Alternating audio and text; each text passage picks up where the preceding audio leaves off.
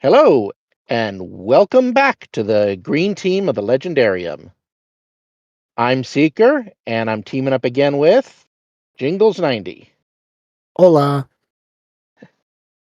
To all you Weber fans out there, we are continuing on to the currently last book in the War God Fradani series. And Jingles 90, take it away. What'd you think? I really enjoyed it. I think on Goodreads, I gave it a 4 star, but I think I'd probably realistically reduce it down to like a 3.5. I think Baz was wearing on me a little bit because he was just too perfect. And um, we've had this overarching character who's continued to show up in the books in Wensit. And this book Yes. starts with him kinda, like, being the focus, like, we're pretty clear he's gonna play a major role, um, Mhm. and that's Yeah, true, we like, he doesn't definitely get a Wensit, not exactly overload, but we definitely get a lot of Winston in this, back we even get a to his lot of own Winston. backstory and everything. Yeah, and I really appreciated that. I think it was a character that needed to be explored that wasn't getting enough time in the other books, really not, like, necessarily missed, a lot of those books are really good, but it Mhm. was time to definitely move away from Baz. And making Yeah, Baz a and side character for me was great. I also noticed this time reading that there's a real style shift in the storytelling There in this really is. book. It Yeah. goes from, a very simple, almost D&D style adventure novel to a more character-driven storytelling. Yeah, I agreed. I think there is definitely, like, an argument out there for some people who will not be as interested in this book because of how much exposition and lore is dumped into it. Um, There is a lot of lore, yes. there's a lot of lore, a lot of politics around things that only get maybe one reference to here or there. Mhm. It's clear But he's Weber is world building for future novels in this. absolutely, it feels like the beginning of a new series. Um, Yes, yes. even to the credit, and again, this could be something that people could see as a problem. I don't necessarily see it as that. Baz is a prominent player throughout this book as kind of the old hero. He's the guy who's already done the stuff, and now he's here to help a new hero. Yeah, And so there is you, 0 character development on Bazel in this one. He's yeah, just if anything, he's almost a comic sidekick. he is like he's the guy. Like, oh, you can just do that. Yeah, I Uh-huh. can do that. I've done it multiple Yeah, times, actually. and he's the talking head stuff is explained to, you Yeah. know, because Um, even though he's been on many adventures, he really doesn't understand wizardry. So, No, he has Tomanak and he has his good spirit, right? And that's Mhm. kinda where he is all the time, and he also has his, play antagonism of Wensit. Oh, yeah. Like, Yeah, I do well, I mean, I almost found the banter between Ken Hoden, Bazel, and Winsett to be, um it got too repetitive for me, especially near the end. yeah, I It agree. I was think just the exact same style of banter over and over again. yeah, I agree. I think at some point, like, Wensit makes, like, 4 jokes in a row about Basil being tall and calls him Mountain, like, 4 times. Well, I It's mean, like, Mountain is okay. just his name throughout the entire book. Oh, I know, but I It's mean, like Winsett's nickname for him. yeah, but he does, like, frequently make those jokes, especially while they're in the caves, like, "Oh, well, you shouldn't be so Oh, yeah. tall. Yeah. Oh, well, you You shouldn't be know? so tall." Yeah. So, it Yeah. always has, like, that kinda weird little, um it does run a little thin. I I think mean, there's that's also very that's almost, though, very 80s, 90s best friend bro type of banter. it is. Where they're such good friends that every other sentence is a mild insult. Yeah. Well, yeah, so okay, so that's actually something we could talk about real quick, because I did feel like I did again, I think I've done this with every single book. It's like this feels very 80s fantasy, like very sword and sorcery style. Mm. And then Which you is look what at it when is. which is what it is. Um, it was published in 2015. Mhm. So there is like a question of like I sometimes wonder like why maybe these books aren't particularly well known. Um, I think there's circles that definitely know them for sure. Like if you know David Weber, you probably know his War God Yeah, series. but even amongst Weber fans, these aren't his best, they're not considered his best work amongst Weber fans. But Right. then the books that are pure sci-fi. Right. And this is not So even close. I mean, this isn't it even, I mean, unless you count unless you count the short story, which we'll cover in a moment, there's no, yeah, it's pure sword and sorcery. yeah. It Um, kind of reminds me of Harry Dresden and Codex Alera. You know, yeah. Jim Butcher fans, they all know Harry Dresden. Very few people know Codex Alera, which is actually a very respectable epic fantasy series. Right. Well, and then what you do hear about that series is I never hear anything beyond like the basic premise of it, right? Which is like Pokemon and the Roman Legion. Like that's the thing for it, right? Okay, kind of, I guess. Whereas I, you've never uh, heard that? well, That's I've the never really talked about it with anybody. Oh, So okay. Well, okay. it's actually So a series I'd like to cover one day, but I would be down. I've never actually read them. I've again, this mm, is the only thing I have because this story is from Jim Butcher most of the time.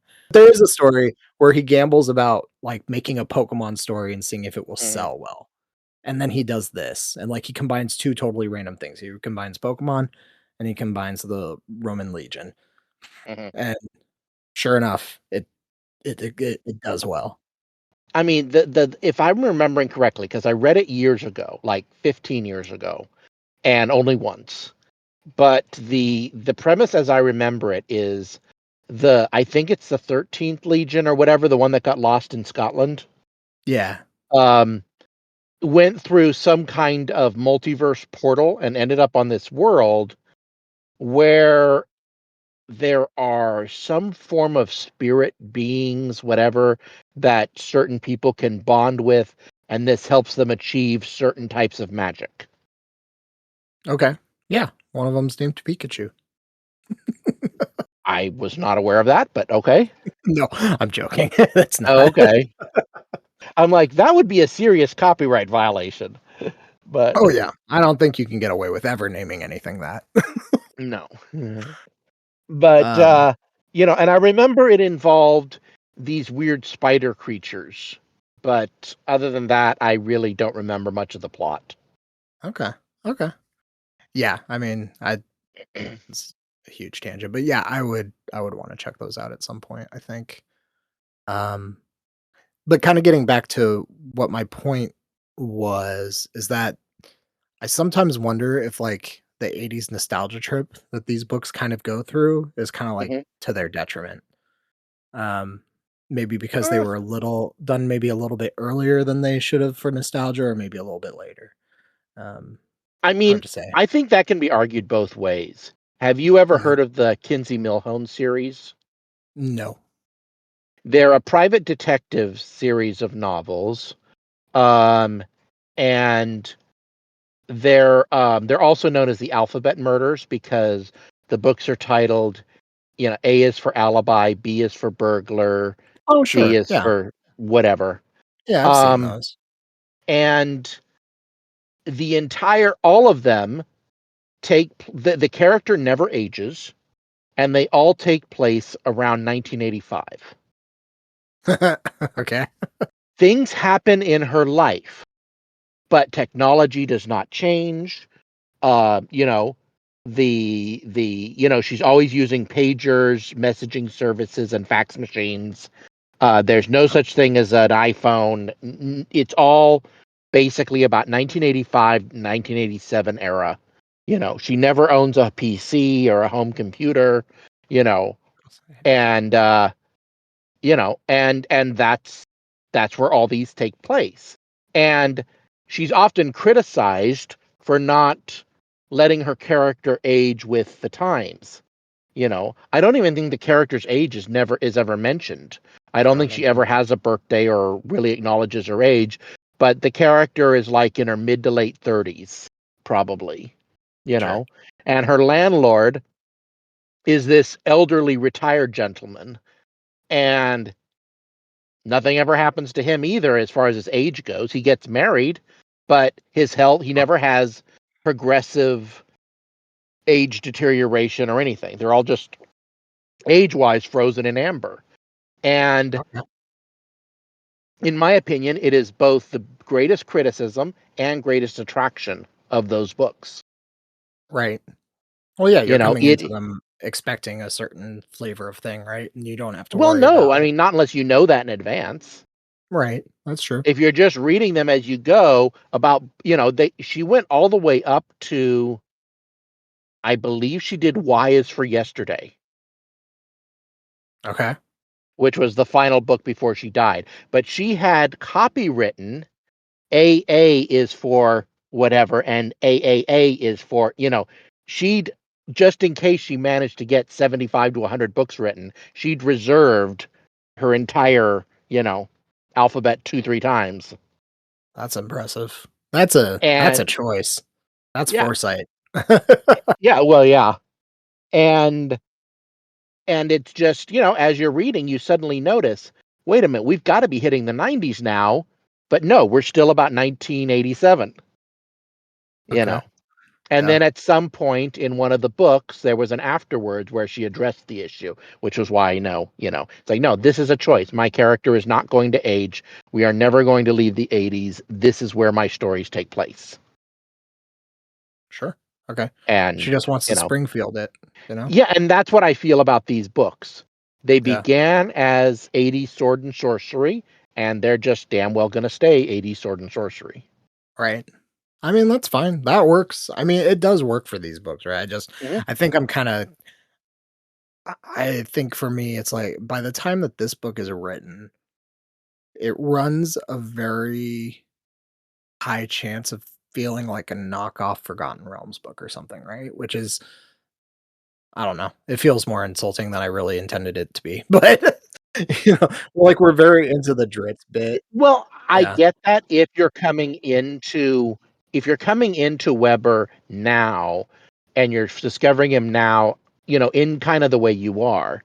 Yeah. But I mean, I had a friend recently read Dune who asked me if the story was stolen from Star Wars. That's hilarious. Well, yeah, we all Yeah, learn. and I'm We all just gotta learn. like, no, it went the other way around. And Yeah. she's like, what? And so she looked up the date of publication, went like, oh wow, you know.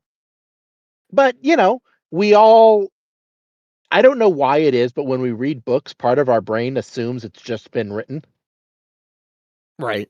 Well, whatever. that's But true. I actually like the in-world consistency, because if our characters were suddenly to become, more updated in their way of speaking and stuff, I don't think it would feel authentic to the world. No, I don't think so. I think this is a world that's very dependent on its cultures having developed kind of separately and now being kind of thrown into this mix.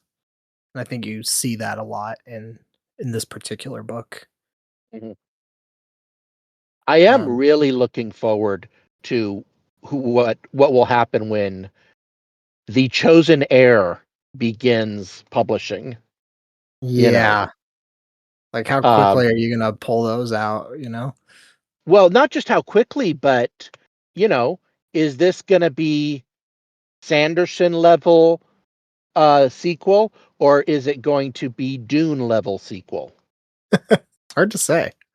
I mean, You know, I don't know David Weber's life enough to understand where those errors might come from, but he has not, I mean, well, you can look at his history of co-authors, and he's co-authored with everybody from Christopher, is it Christopher Zahn?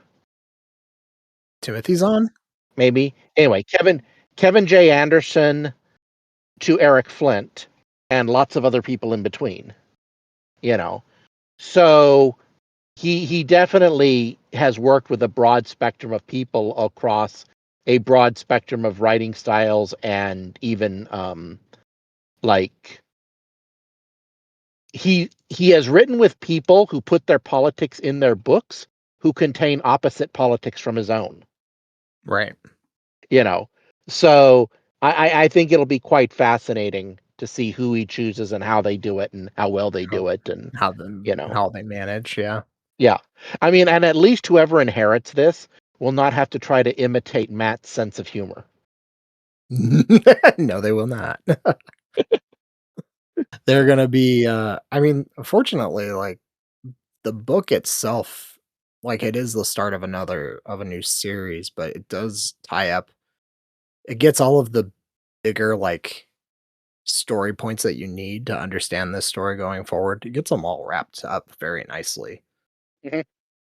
Like, Yeah, it's there's a mystery at the beginning of this book, and you have an answer to that mystery at the end of this yes, book. It's it's not a an complete overarching plot. story. Yeah. Yeah, There's one I would hanging thread recommend this. that I'm not a I huge fan of. recommend this book, even knowing that it's an incomplete story, because it doesn't. It feels like, well, in the way that Star Wars is both a complete story and the first movie of a series. This is a complete story, but it's also the first book of a new series. Mhm.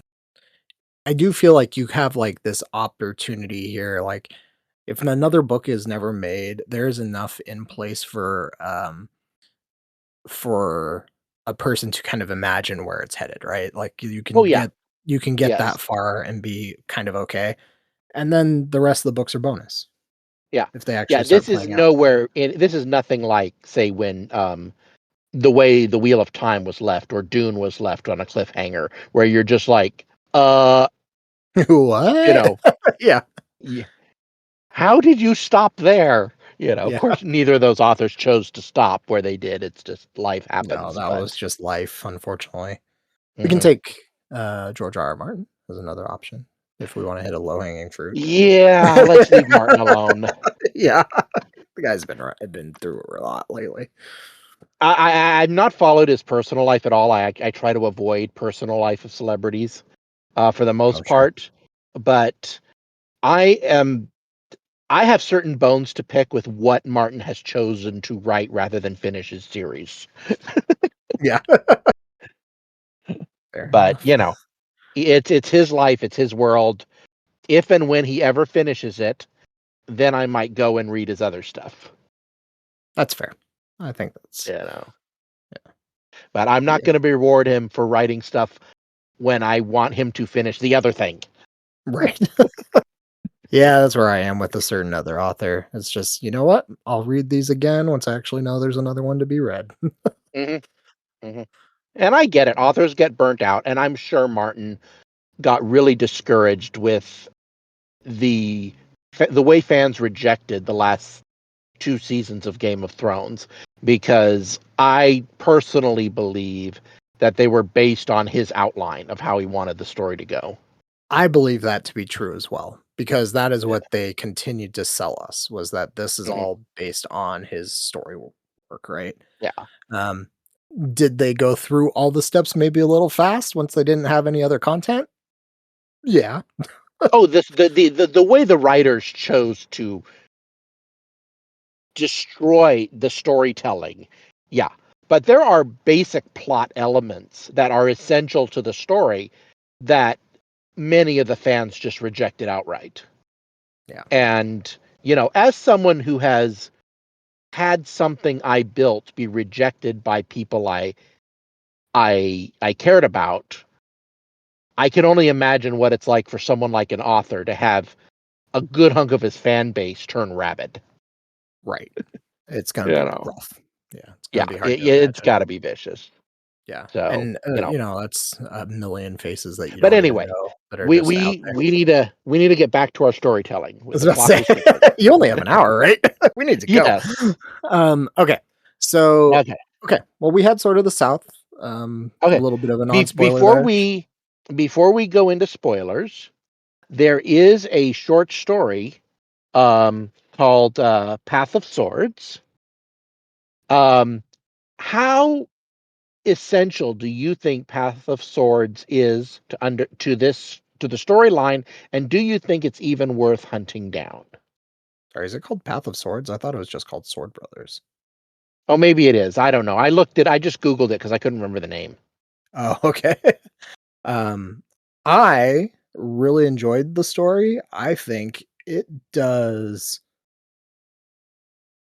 it does a certain trope, that I actually find really funny that I think is really good for the humor of this series, but it's also just bizarre. Like, it's so out of Mhm. place in some respects too. Yeah. Um, that said, I do like I I feel bad for Jack, you know? That guy Mm. is also in the LAV, and his role is unimportant. Like, he's around. He's a You red know? shirt. Why does Ken get all the fun, you know? What's up, Kenneth? Share some give to Jack. But, yeah, it's a fun story. It does a lot of Oh, it doesn't do a lot of anything. I think what it does most was it entertained that I do actually know who Kenadan might be. And Like, Hoden. right? Like or Kenhoden? Yeah. Yeah. Like the fact that I might actually like all the references in sort of the South make a little more sense, which is cool. Yes, Um, that's my only recommendation for reading yeah, it, is that the references to who Ken Hoden might have been in another world, you actually know what they're talking about. right. But other than that, I don't remember anything significant, and like you said, it's really bizarre, and it really doesn't fit with anything else that we know of in world. Yeah. I mean, when you get into the frequency with which Tomanak and Wenset talk about multiverses, it really should not be too surprising. Do you wanna just do spoilers for this story instead Yeah, of let's talking do around it? spoilers for this story. Yeah, I mean, okay. it's only available on e in e-book form, and sometimes it's included in the book, sometimes it's not. Yeah. Yeah. I mean, for the listener, this is an American Jarhead and Orfresa is what we're playing at right now. Like, Yeah, this is, uh, and 2 I would hate to have Americans. to explain the condition of his Humvee to his superior when he gets back. Oh my god, yeah, that's a great ending. So, "What the heck did you do?" Well, it's like this. Doesn't Um he get pulled out of Afghanistan or something? Yeah, yeah, right out of Afghanistan. And then what was Mm. it? And then when they come back, they already told their superiors that, like, an alien beam had come and taken the LAV because there are a bunch of witnesses, and then when it comes Uh, back, they have the audacity to ask what happened. It's like, "Yeah, your soldiers made it home, that's what happened." God. and a dragon mauled the Yeah. Hummer. Demons with giant Yeah. holes in their chests from I mean, it is fun to like, what's an LAV's munitions gonna do to a to a demon? Here you go. I have a friend who's basically got a thing against fantasy, and he started this series and stopped after that book because he said it ruined the entire series for him. Oh, no. He had But a he copy just with has him a at the thing end. against sci-fi. He's like, "It's a fantasy series. Why is it all of a sudden sci-fi?" Well, because it's not always just fantasy. I guess you Yeah, don't it's really know that in also the first there are book. really no sci-fi elements in it. No, It's if anything, it's portal fantasy that it's connects to our Portal. Yep, world, you 100%. know? Like, there's no actual explanation for how, once its thing or Portal works. He just does it Mhm. and accidentally gets the guy. Well, And I then mean, it makes Tomac sense if wizards and priests of the evil gods can pull monsters from their world, it theoretically makes sense whence it could do the same thing. right. Well, Yeah. so one of the other fun things, kinda getting into a little bit of the spoiler from Sword of the South, is there is I don't know when these were written next to each other, but there is precedence for, um, multiversal use of magic for, like, shadow beings, Uh-huh. which is fun. Like, the idea that if your shadow being isn't doing much in a multiverse, you can kinda pull it out of that place and use it as a weapon here, which is Right. horrifying. Yeah, I would But have liked to known, like, are they shadows of the real beings? What are these yeah, things, you know? And what I would exactly have are liked they? more explanation as to what they are, but, So are I they don't only know. here in shadow form because they're not really here in the flesh, but yet they can die, yet, you know? It's like, okay, these are minions. Yeah, right, exactly. These are minions. And we have an excuse for why they exist, but don't think too hard on it, right? As fantasy Mhm. wants to do. Okay. Um, So we're about to go into spoilers, everybody. If you don't want to hear them, well, see you next time. If you do, um, and you like the way we talk about these books, please feel free to continue joining with us. yeah. All right, let's get a recap. All right. So, 70 years have passed since our last outing with Baz, and on a dark, stormy night in Beladan, a man without memory knocks on the door of a tavern run by two familiar faces. His name is Kenadan, and he doesn't know much. We know he bears a striking resemblance to another Ken that made their way into this series. But what he does know is that Wensit of Room needs him for an important quest. Aided by Baz, the two will begin a journey to Angthir to fight the magical Baroness Wolfra of Torfo and retrieve something from her that Wensit believes will begin the final showdown of Norfressa and Contavar. Along the way, they'll run into old friends Brandark and Welsharno. They'll also need to outpace the assassin Chernian, who chases them across the country and eventually infiltrates their team as the woman Arthira.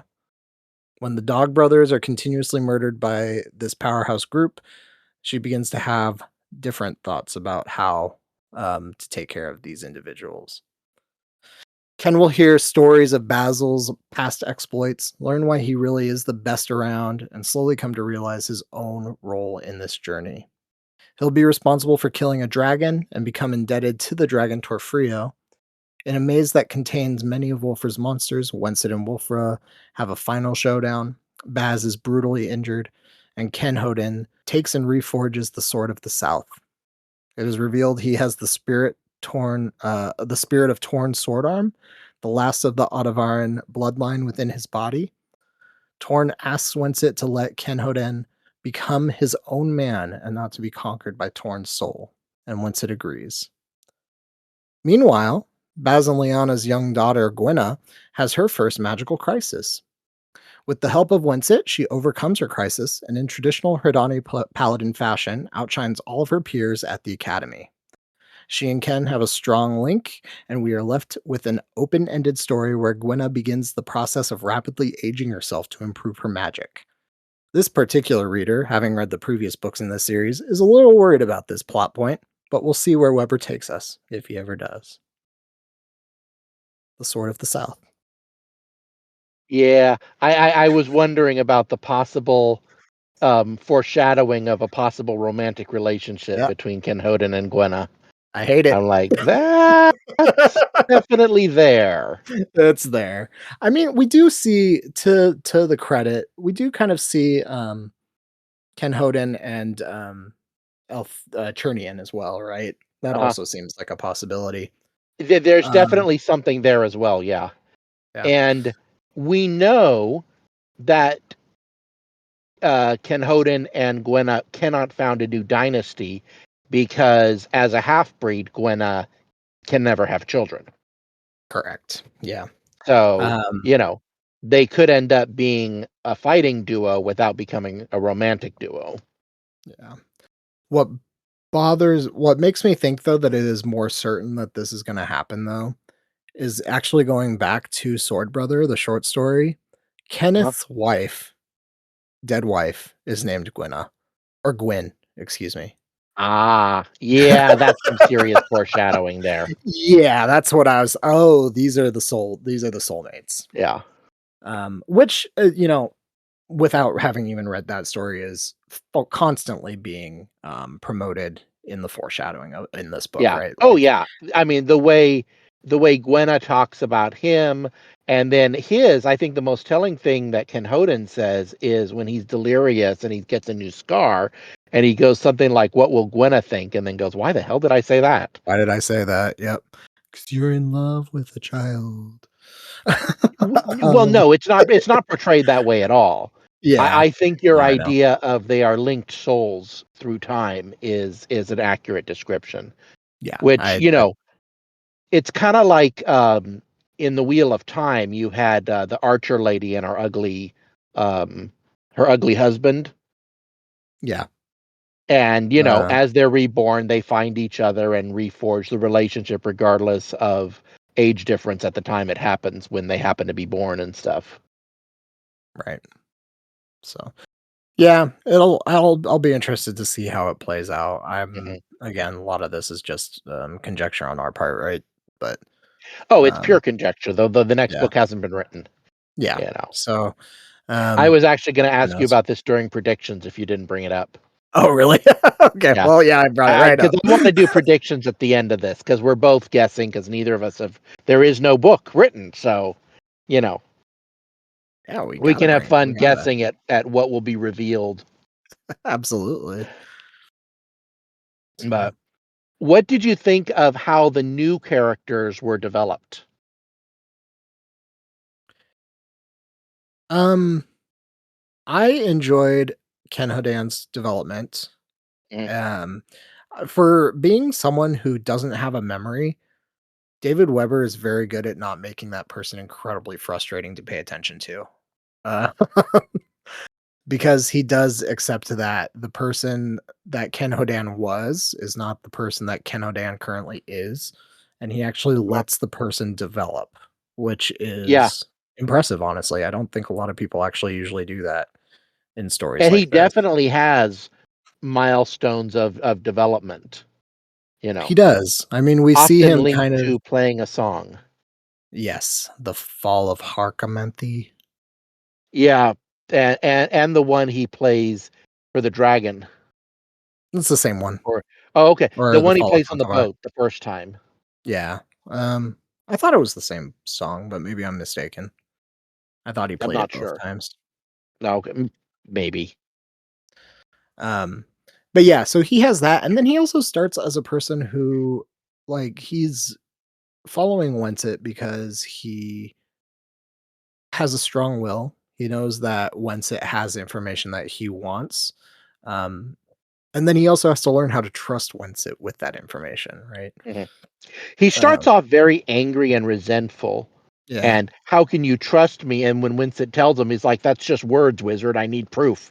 And it's Yep. like, "All I got are words." You That's know? all we got. Because how are you gonna prove that in this moment at that Yeah. time? But then he develops too. I think the one thing that seems kind of weird in his development is like the instantaneous people just decide to start following him, right? Like he starts to I become the don't more find the that leader. so weird because towards the end of the book, his air of command there's this I don't know if it's a trope or an actual thing, but there are people who are simply born leaders that people just, naturally follow. And near the end of the book, I think more of who Ken Hoden used to be, or as you put it, possessed by, which is an aspect I hadn't thought of. I was absolutely certain that Ken Hoden somehow involved time travel. Oh, okay. Um, Interesting. I think my personal theory is that the Cat-Eyed Wizard and Ken Hoden are the brothers from 1,400, however many years ago. Okay. Interesting. Um, and I don't know. I think that Winsett somehow used the energy blast from when the hilt was broken off the sword to um, to somehow do something with time travel. I don't. We know you can't travel into the future, but yet we know whence it knows the future. And, there's so many things that are yet to be explained in how this whole thing works. Right. you I know. But yeah, I guess I kinda saw it as a little different. I'm sorry, go ahead. Finish up. that's okay. Also, so Winsett tells Kenhoden that he is a direct bloodline descendant of the throne of Ottavar. Audemars, yeah. Yet we know that at the end that the last king of Ottavar only had two sons, and neither of them had kids that we know of. Mm, And that okay. the one son is believed to have died in the Battle of Lost Hope, where the sword is broken, which he was wielding at the time because we get a flashback. Right. Okay. So what the how now? There's just so many open questions as to how this worked. You know. Yeah. I guess, yeah, my brain was rationalizing it in that, like, maybe Ken Hodan is Yeah. Well, I've actually also an had ancestor many more years to ponder this than you to have. sit on this, yeah. Yeah. Um, yeah, I mean, I guess for me, it was like he is actually an ancestor. I I don't also know think why I've his read this book maybe 7 times. So, oh, geez. Okay. You're catching on to I mean, details I over definitely a period yeah, of 15, 20 years, but yeah, yes. Well, no, since you say it was published in 2015, so yeah. over the last 10 years. 10 years, the last decade. Yeah. That's once a year. That's not bad. More or Almost. less, yeah. Yeah, Usually what happens is I'll share it with someone, and while they're reading it, I'll listen to it so that it's fresh in my mind when we chat about it. And it's sure. just there's something about Weber's style that almost all of his books I can re-listen to without being bored. That's awesome. That's good. You know, I've never and, tried listening to him. the readers vary in quality and, the real advantage of listening to Weber over reading him is you don't have to try to figure out how to pronounce these very weirdly spelled names. Yeah, you just get that. And that's everywhere in Weber. He just does that. That's how he avoids using real people's names. There's like 5 dragons in this that have nearly the exact same name. Yeah, well, yeah. It's like Torfrio, Torfang or something. Yeah. Oh, the Just names oh of my the gosh. dragons reminded me of reading the Last Kingdom books, where Oh, sure. everybody's named some version of Aelfred or Eelfred or E Egelfred, or it's just like he's the author was criticized for not having creative naming conventions, and he's like, "What do you want me to do? This is what the people were called. Here, look." Yeah. Guess what? I'm getting real creative because all of these names are just slightly different, which is actually really impressive. Uh-huh. But Um, but but yeah, yeah, I really enjoyed his. I think the character that I enjoyed the most though is Churnian. Ernian is interesting. Yeah, how do you feel about her? Um, I'm very curious to see where it goes. Okay. You know, I love she's not evil. She's a pragmatist, Hmm. and she joined the Assassin Guild for power. And you get the impression that she was someone who grew up without a lot of power or control over her own life. Absolutely. And even in her disguise as Churnian, she has to pretend to be a man to be taken seriously in this world. Right. And even though, as a woman, she can be a border warden and a warrior, but yet there's machismo among the Assassins Guild is definitely implied, you know. Oh yeah, I'd say it's And pretty explicitly said no girls allowed club. that's true. We don't see any women Yeah. assassins, do we? No. And we never have throughout the previous books. So yeah, No. maybe the Assassins Guild is a boys only club. But it's it's just, and she at one point she's reevaluating her choices, and she's like, well, if the gods of good win, they'll destroy the Assassin Guild, which means I will lose my power base and my livelihood.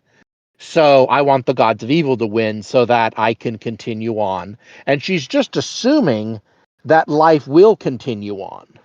Right. Yeah. And I found that to be a very human response.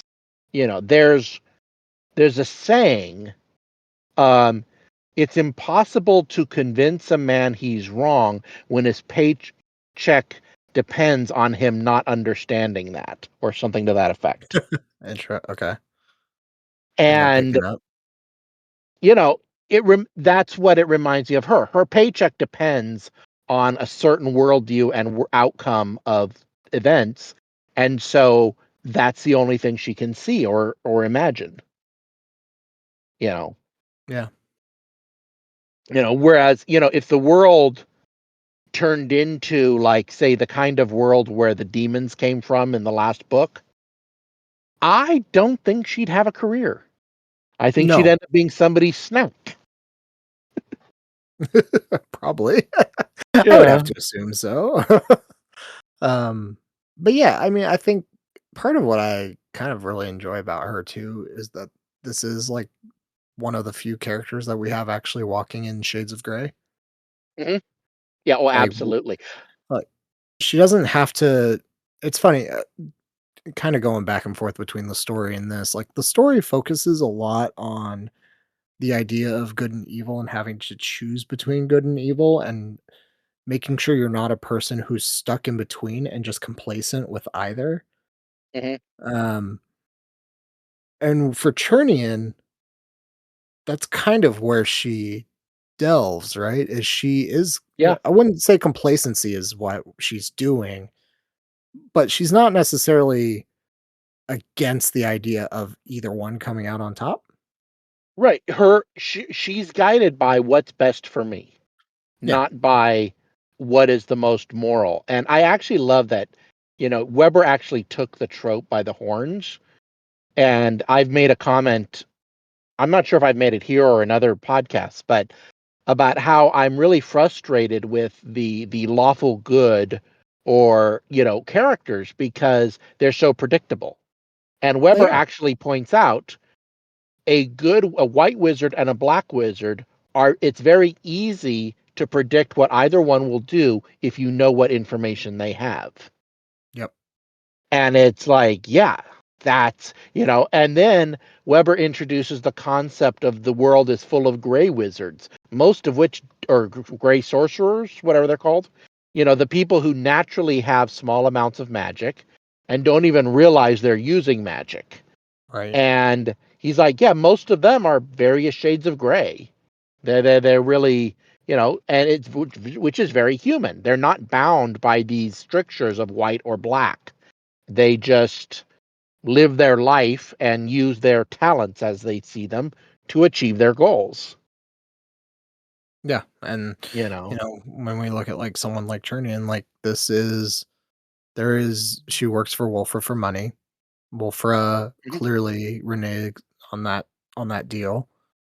Um, and so she does have a point of honor within the Assassin's Guild where she does have to decide to just kill Kenodan and uh, who was it? Oh no, it's Baz and Walsharno. Mhm. She has the opportunity to kill both of them, and she chooses not to. Right. But not Yeah. because at first it's kind of played out like maybe she's turned a corner, but she hasn't. She actually just realizes that, oh, I could either have the Assassin's Guild honor that comes with killing these folks, or I can actually follow them and see what kind of power I can manipulate off of them later. Mhm. I think Um, at the very end, we get a glimpse that she is beginning to identify with Kenhoden and Bazel. I think so. I You think know. she's getting there, but I'm glad that it's not an immediate turn, Yeah, no, right? I think it'll take the entirety of the next book for her to completely turn, to completely turn. Although I will say this is one of my biggest nitpicks of this entire book. Basil only assumes that Rosper is Chernian. He never actually confirms it, and that annoys the crap out of me because it does feel like a device that just Mm. allows Chernian to seep into this group without any issues. Well, Bazel is a very straightforward type of person with, you know, a Ye brain, a skull so thick there's no room for his brain. So, That's true. Although the problem with that being that he like fully predicts exactly what they're going to do. Like he even puts in I think he at some point even says they're probably going to split up, but only one of the groups will find us.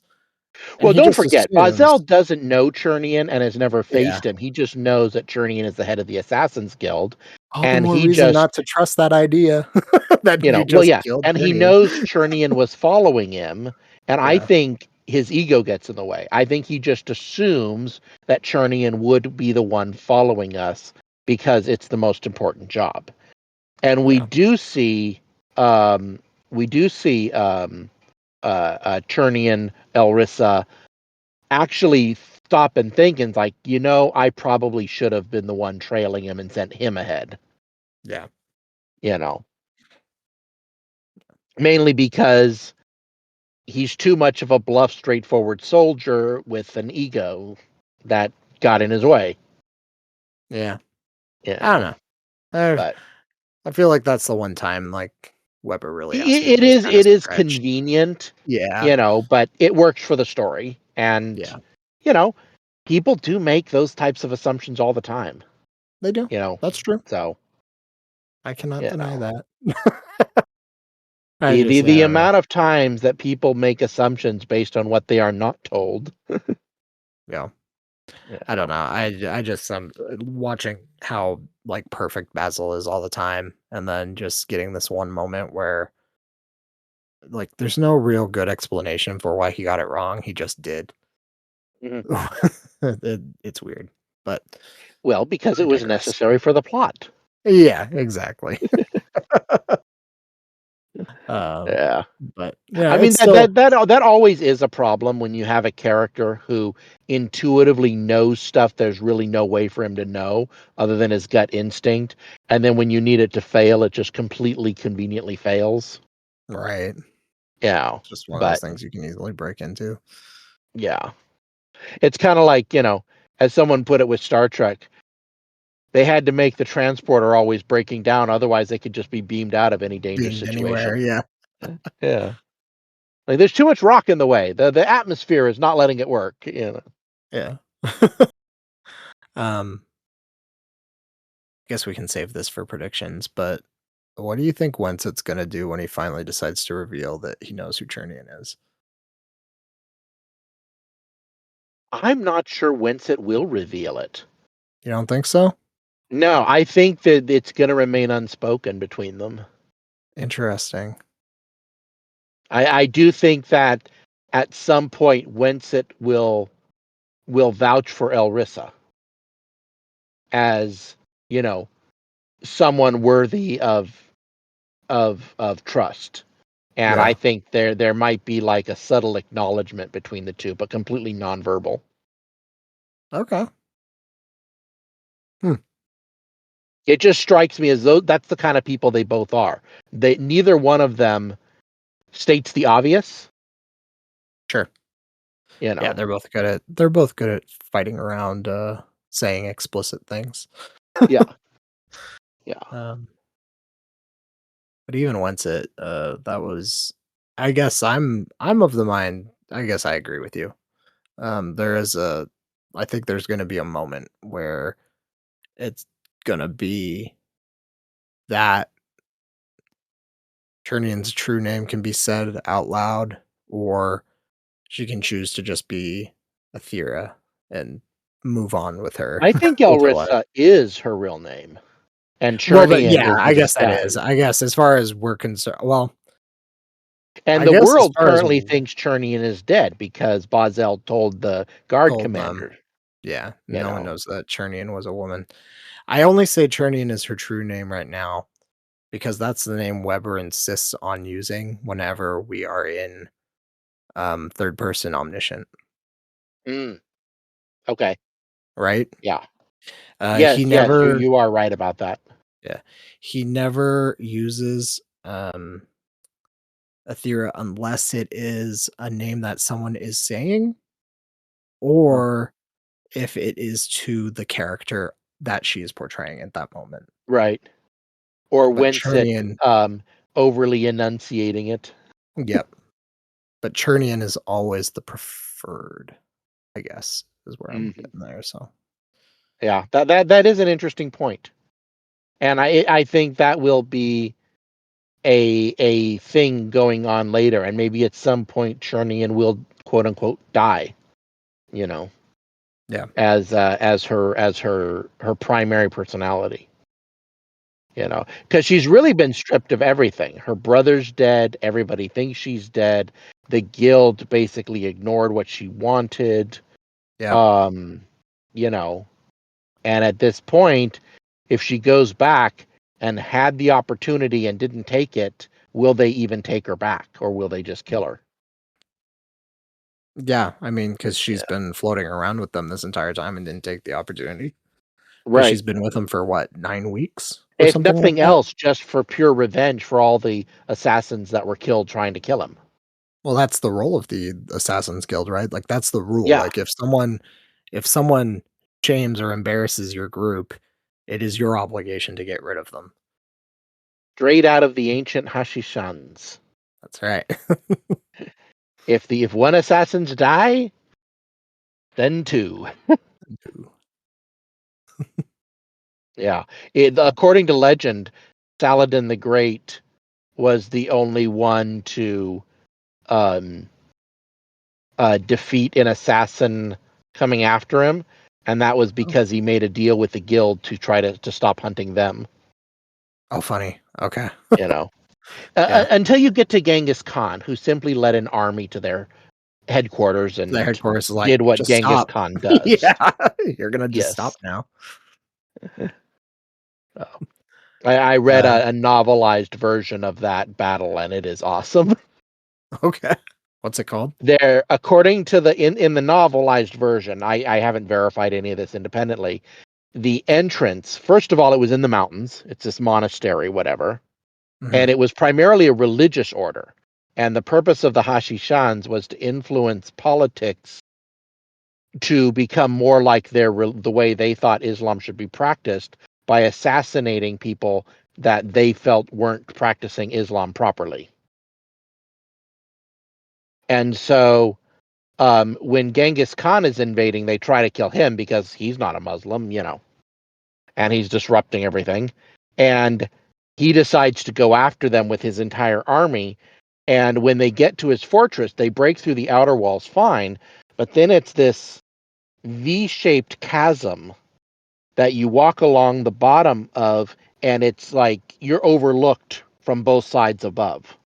Okay. And what they did in the novel was they wedged their shields. It was so narrow that they were actually able to wedge shields above their heads in this chasm and formed a protective tunnel where everything being thrown down on them didn't work. Why they didn't have boiling oil, I don't know, but. And so that's how they actually get into the monastery or whatever it's called, and basically kill all the assassins. Okay. That's But pretty sweet. That's a good yeah, tip. Yeah. it's you know, a combination of overconfidence and whatever led to the downfall. Right. But yeah, it was Right. it was it was a very fun. It was a trilogy that I read about the life of Genghis Khan, and taking out the Assassin's Guild was a couple chapters worth. Very cool. But, all right. Alright. What do we think of dragons? Interesting. And we know there are many kinds, but we've only met two. We've met The a black fire dragon and a drakes red dragon, and yeah. the poison dragons. Or the acid poisonous acid. That's a Poisonous new one. acid, yeah, because Yeah. why would it why why would you worry about, the acid just burning you? You should also Yeah, get well, actually, it's poisoned not in the poison, it's process. venomous, and it Or yeah. really only gets you if you're allergic to it. Yes, that's right. They, Winsett tells that to Kenodan, doesn't he? Yes, which Yeah, incidentally, both Wenset and Kenhoden are deathly allergic to black dragon, venom. yeah. So, Hey, I'll take a fight scene where a guy goes face to face with a dragon and shoots it in the eye any day, though. That was oh, pretty yeah. sweet. That I was a mean, cool shot. that's straight out of D&D. Oh, He yeah. rolled a natural 20. Not the first time. Just got right No. off the eye, but Yep. yeah, that was a great fight scene. I was pretty excited for that. Like, there really wasn't, all of the And action and before that was just, assassins getting murdered. and it's the first time we see Bazel and Rosharno get seriously injured. Yeah, Sharno, Well, Sharner almost gets killed. gets killed almost, yeah.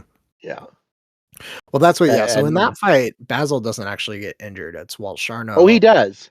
He gets Yeah. several broken ribs and I think either his shoulder gets dislocated, Oh, you're right. Yeah, but he's able to heal Walsharno, and then the fortress healer is able to put him back together. yeah. I was thinking more of the Yeah. fight with the golems where, he just gets Oh yeah, totally just he gets obliterated. seriously beat up there Yeah. with the flesh golems. She had to Those things depopulate an entire village to do that, but to do that. she blamed it on so and so, and that worked to increase strife. Yeah, and Like, oh they looked cool yes, doing it, you know? Had a reminded me bunch of of that. eyes and I don't know mouths if and it's a myth or real about the lady who bathed in her villagers' blood because she thought it would keep her young. oh, yeah, Madame Bath or, Lady Bathory? Was that her name? I don't know the name, Let me look. but yeah, Yeah, wow, yeah, the Elizabeth things Bathory. nobility got up to. Yeah. Hungarian noblewoman. Hmm. Um, But yeah, she was brutal. There's actually an yeah, episode on of that, if you go to, the show is called Lore. I think they do a whole episode on Madame Bathory. oh, cool. It's pretty cool. Yeah, she definitely would fit in one of those, Eastern European death spots or Yes. death spot. Yeah. Yeah, Wolfra. Uh, Um, yeah, and then, Wolfra as a villain, okay, here's one thing that I think I've done a lot of complaining about in the other books, um, that I actually finally enjoyed a little bit here, and it's the frequent, frequent thinking and rethinking of all the different ways that the good guys can get out of the problem, mm, right? yeah. The constant just navigating things like too excessive, like just an excessive amount. Uh, um I'm glad that Weber finally kind of addressed it in a discussion between Ken Hodan and Wensit, where Wensit actually talks about how there is like a very specific madness that's taking over Cantivar, where these people legitimately just have a hard time seeing anything straightforward. mhm. Um, because they all are backstabbing all the time. Right. They all expect betrayal from each other, and they expect to betray everybody, so they're always rethinking and looking for that. Yeah. I'm just glad he kind of just finally put a name to the face on that one Mm. because it was getting extremely one noted. I think I complained about it quite a bit in the last episode. Yes, well, we had the 2 wizards constantly going back and Yeah, forth with each back other and on, I was forth. like, Yeah. you Oh know. my gosh. Although and the Wolfra cat-eyed wizard interaction was actually very amusing. It was. I had fun with Yeah, those interactions. you know. And he doesn't actually say it, but at one point Winsett reveals that the younger son of the last king of Ottavar, he sells his soul to Sharna, I think, Mhm. for wild wizardry, Yes. and I think that's the cat-eyed wizard, and he's been alive this whole time, but he only recently managed to make himself head of Contovar and the or the Council of Council of Carnadosa. Contovar, Yeah. Carnadosa, yeah, Contovar, whatever it is. And Okay. so that's So my theory. you're saying both brothers are alive then, and this is Well, gonna he be the says at the showdown. end that it began as a showdown between two members of the House of Ottavar, and it will end as a showdown between members of the House of Ottavar. That tracks. That's a good prediction. So, and it'll be very interesting to see what part uh Bazel's daughter, what's her name? Gwenna. Gwenna. It'll be very interesting to see what part Gwenna plays, because Gwenna got a glimpse into everything Winsett knows. Mhm. And so she knows what her destiny is, and she is aging herself in order to be powerful enough in time. But she's going to lack experience. She's still going to have the brain of an 11-year-old. Yeah.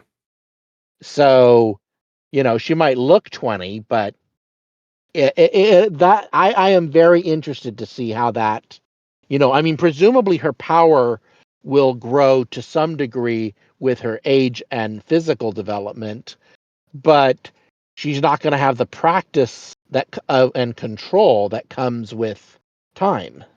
Right. Yeah, that was my impression, was that she will be able to do this, but as a result, everything is gonna be far more reckless, Mhm. especially since she's a um, wild mage. She reminds me a little bit of what, blanking on his name, the glowy-eyed wizard dude. The glowy-eyed wizard dude from this book? Yeah, yeah, yeah. Winsett? Winsett. Yes. Yeah. It Okay. reminds me a little bit. It reminds me a little bit of what Winsett said about wild wizards when they first come into their power. They don't have any finesse, but they don't need it because they can solve any problem by throwing enough power at it. That's right. And Right. that kind of is how I see Gwenna, Yeah. as she's going to have massive amounts of power, but very little finesse and very little ability to strategize. She's very precocious, very both strong-headed, very determined that she knows the right thing to do, which is Mhm. very typical of most 11-year-olds. Yes. You know. Um, and if she knows what she needs to do it for, all the better, right? So, Yeah, she can control yeah. that. So it'll Um, be. I am really interested to see what the new author does with her personality and character and how they write her, because yeah. I mean, can be some fascinating storytelling there. yeah. I mean, we really didn't get too much out of her personality-wise other than we know that she's very much like her father, right? In that she's very strong-headed Well, father and and mother there. excels. Father and mother, yeah, Yeah. and But she excels very much has incredibly. a bubbly personality and zest for life, and, you know, a kind of mischievous, impish kind of thing, you Yeah, know. And you see that right at the beginning when Winsett shows up at the tavern, and he's like, "Can you manage it without breaking my dish?" And I never break. Oh, well, I won't break your. It's just it just is so cute of that kind of personality of child. yeah, Yeah. yeah, yeah, she's a fun character. I look forward to seeing more of her. Um, let's see No. here. And I'm fascinated to know the backstory of that cat. Yeah. You know, is that a Rohrenbacher or whatever his familiar? name is. What the Yeah. hell? Well, yeah, is it I don't I was kinda surprised that we even had cats, if I'm being honest, like, "Oh, we're just putting saber-toothed tigers in here now." That's cool. I'm cool with it. But yeah, I Well, don't we know. got talking horses, why not? Why not? I mean, she links to it like it's a familiar. Yeah, yeah, it's not the same as the bond between, Bazel and Kenhoden. It's not a Wind Rider bond, Yeah. but it is some form of linked minds. Yeah, absolutely. To the point where, during a crisis, she was possibly gonna kill everyone using mind control. Right. Yep. Um,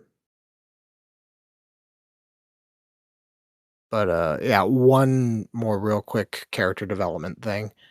I really enjoyed Wensit's constant reminder to people that he loves a lot of people and he's watched a lot of them die and he would do it again.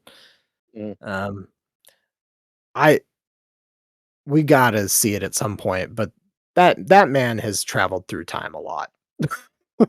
Oh, yeah. I think, Even if yeah. he's only done it in one direction, one time, it's like, wow. Wow. You know a lot of things because you're Yeah. very sure about your Oh, choices. speaking of possible prediction, another possibility that I thought of this read through is that maybe Winsett hasn't traveled in time, but he has somehow linked to the time storm of a dragon's mind. Oh, I didn't think about that. Nor did I until this read through. Yeah. That would make sense because in Sword Brothers, yeah, in Sword Brothers, the sorceress that he duels at the end says that she got a glimpse into his mind, and then she says something like, I start to understand why you are so certain about all your actions." I missed that. So it is entirely possible. I mean, she even says something about him seeing the future. Mm. That's entirely possible that he does have a link. That's Which a would really good also prediction. explain, he would need a kind of inside knowledge into how dragons' brains work in order to make the barrier that is basically works based on what a dragon's brain knows about Yeah. itself. That actually also makes a lot of sense why he managed to make a passage to the maze Uh-huh. that he never used in 1400 years.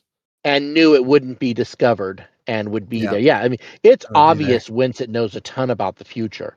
The only question is, how does he know it? Yeah. Did he travel backwards in time or did he somehow learn about the future? He knew when Gwenna would have her crisis. He knew when to show up. I mean, even in the first book, it's obvious he knows when to show up for different events. Mhm. And it's like so it's obvious he's had some form of, knowledge, but wizards don't have precognition. No, they don't. So how's he doing it, He hooked up with Yeah. something that does have precognition or just exists, I guess. Yeah, exists outside of Exists or at all exists times. with awareness of its own multiverse possible existence, Existences. Yep. you know. That's I the second mean, time yeah. I've read a story with a dragon that does that this year. I wonder where that comes from. Mm, Who knows? yeah. But yeah, but there's dragons in another series that pretty much do the exact same thing. So they do just show up kind of at certain points because they've determined that that's the right time for them. That's when they were going to show up.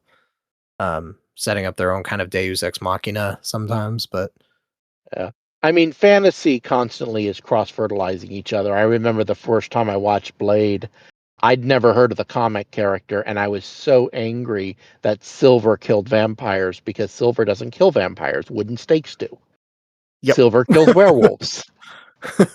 Yeah, I was a purist. Not in Marvel, man. No, but anyways, so thank you for joining us on our journey through the War God series. We look forward to having you with us again if and when we ever hear the rest of this story. I'm Seeker, and signing off with me, Jingles 90. Adios. That concludes our episode. Please like and subscribe. Tell your friends. Leave us a comment on YouTube. Give us 5 stars and drop us a review on Spotify, iTunes, or any podcast app that allows reviews. You can find us on the Legendarium's Discord. The invite link is on thelegendarium.com and in the show notes. Green Team of the Legendarium can be found on YouTube, Spotify, iTunes, and wherever great podcasts are heard.